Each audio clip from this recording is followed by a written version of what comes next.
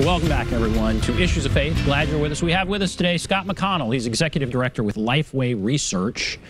Just talked about some interesting research involving conspiracy theories and churches. I want to ask about research you've done involving the pandemic.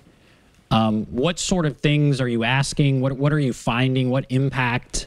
I'm interested in research involving the pandemic and its impact on churches, or what you're finding. Absolutely. We've asked pastors several times this last year just how the disruption of the coronavirus has affected their church. And obviously in March, we saw a really dramatic pullback of churches meeting in person. So that was the most dramatic thing we saw, to go from 99% of churches at the beginning of March down to just 7% of churches meeting by the end of March in person was just dramatic. Probably never happened in our country's history. But that also triggered a number of other changes that churches had to make, including getting up to speed on technology. So for every church that was live streaming their services before COVID-19, 2 other churches began live streaming literally within those first 2 months. So we really quickly saw churches getting up to speed and trying to adjust their ministry so they could continue in the midst of the pandemic. We also saw churches offer online giving options. Obviously, for tiny churches, that may still not make sense, but for half of churches that did not offer online giving prior to the pandemic, a third of them have begun offering that just to help people stay connected in that way.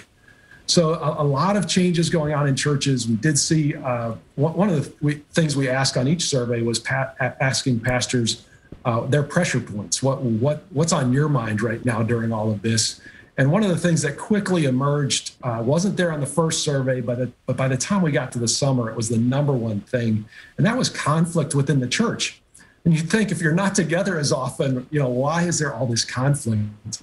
And so much of all these new decisions that had to be made about meeting or not meeting, a lot of those, people's opinions within the church were voiced, and often not very lovingly, but often from a political perspective. And so we started seeing even politics, seep into church life in ways that most pastors had not had to deal with in the past, and very difficult conversations when a pastor's just trying, and church leaders are just trying to figure out how to navigate this safely. A lot of second, unloving comments along the way. Fascinating. That makes sense. I mean, it is such a difficult time, and people have such strong opinions. I guess that does make sense. What sorts of things do you expect to ask or research here in the next few months? We'll definitely be asking both pastors as well as church attendees how the pandemic is impacting their ministry and their own religious faith going forward. And we'll also be tracking just how this is impacting church finances. We already were seeing the fact that the recession causing a third of churches to have less income in 2020 than they did in 2019. And so that obviously impacts ministry decisions as their finances change. We'll continue to be asking pastors about their own ministry and some of those aspects, the importance of small groups, Bible studies, and things like that as people think smaller during a pandemic. But also we'll be hitting other important issues in our society, things like racial reconciliation and understanding how the church is dealing with those, and really some perspectives of Americans on the church's role in that. And this, I mean, you have a fascinating job. I mean, to be, putting together these surveys for these churches, and this might be a weird question, but I mean, what do you take away from all of that? I mean, when you look at all of this stuff coming in, I mean, the stuff we've talked about from the beginning of the show to now, and all the stuff coming in, and all the questions you can't ask, how optimistic are you about, how churches are doing, and just, how do you feel about everything you're hearing right now? Well, we tend to be very optimistic about the message that the church has, and we believe it's relevant really no matter where a society is at.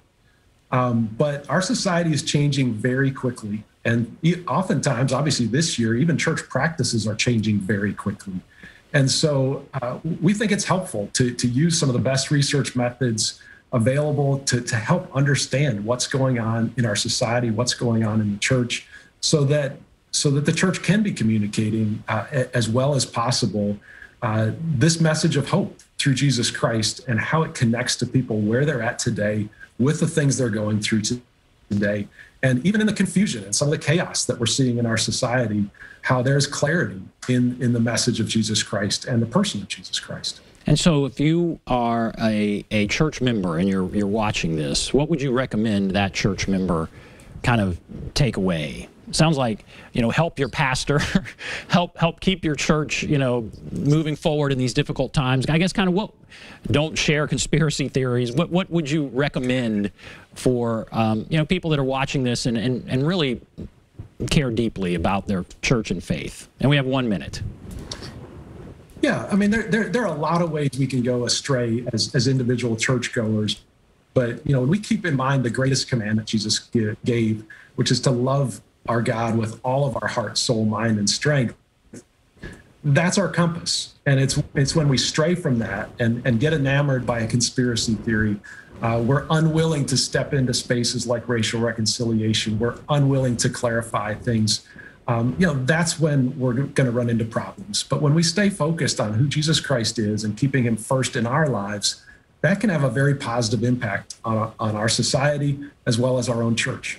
It's a message that's needed now as much as ever, maybe more than ever. But Scott, thank you so much for coming on. Scott McConnell, Executive Director of Lifeway Research. Thanks to Scott. Thanks to all of you for watching Issues of Faith. Have a great day, everybody.